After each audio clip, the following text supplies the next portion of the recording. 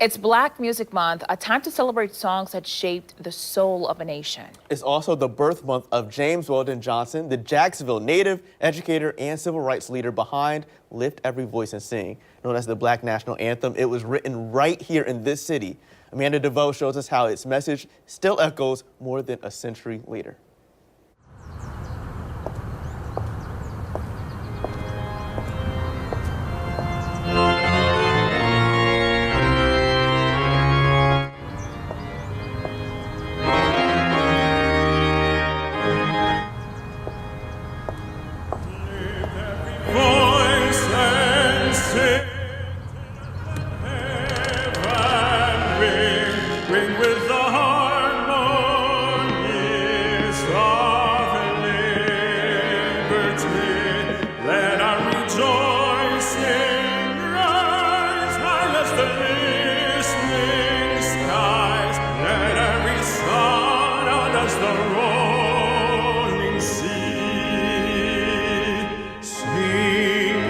It's a cry for freedom, born right here in Jacksonville.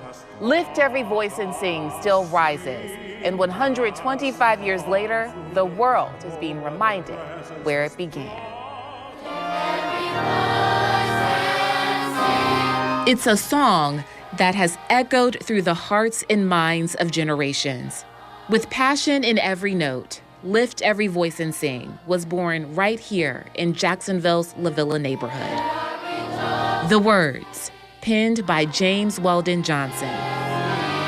The music, composed by his brother, J. Rosamond Johnson.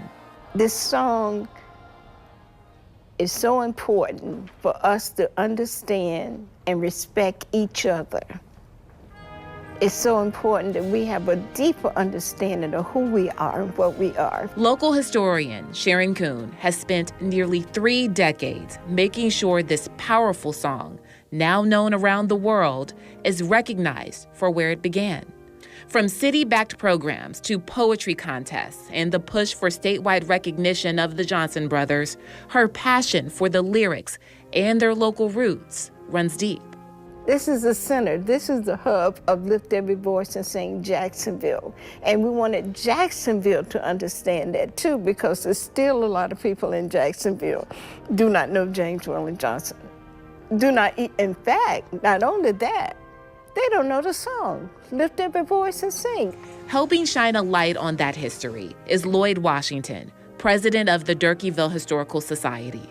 He says the song was written in honor of President Abraham Lincoln's birthday.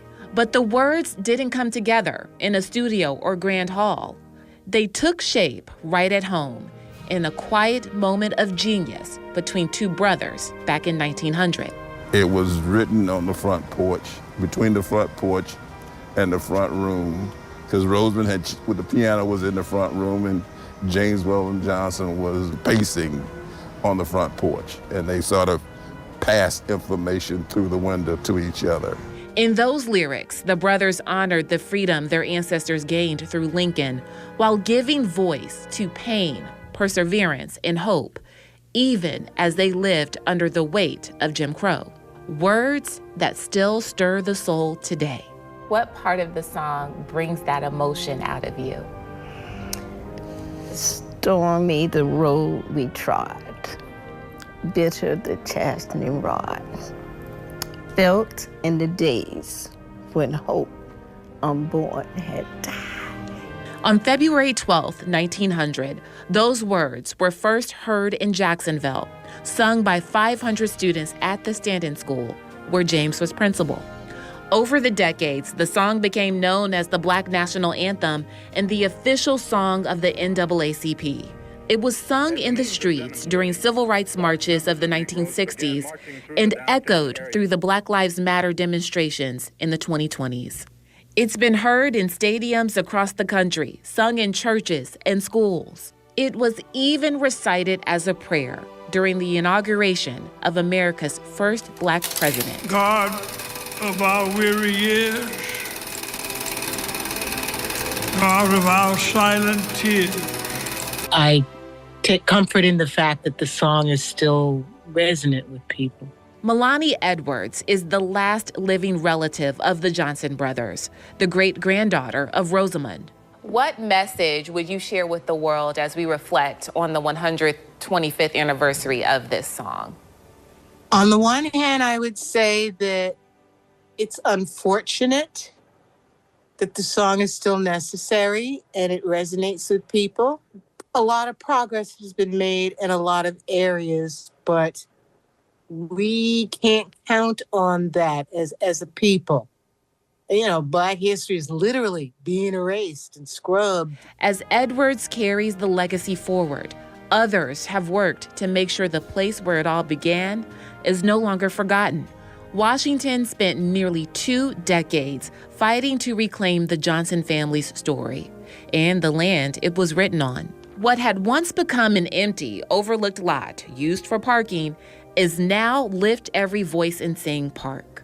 How does that make you feel when you think about it? People are using the site where so much history was created as a parking spot for the circus and football games. Lack of knowledge. You talk to a lot of groups here, they didn't have a clue. So it's just a matter of education, letting people know that, hey, they lived here, they worked here, and they did a lot for the community here. A statue of the Johnson brothers now stands with pride on the very ground where their family home once stood. Just steps away, a replica of that home and a stage invite the community not only to remember, but to feel the music just as the brothers once did. As Kuhn reflects on the words that have carried generations through struggle and triumph, she's reminded that the song isn't just about history, it's about healing. Always keep a positive attitude regardless of what the situation is. When things become too much, just breathe. When you feel the stress coming, just breathe. And that's what the song helps you do. Yes. It helps me to breathe. 125 years later, the words born in Jacksonville endure.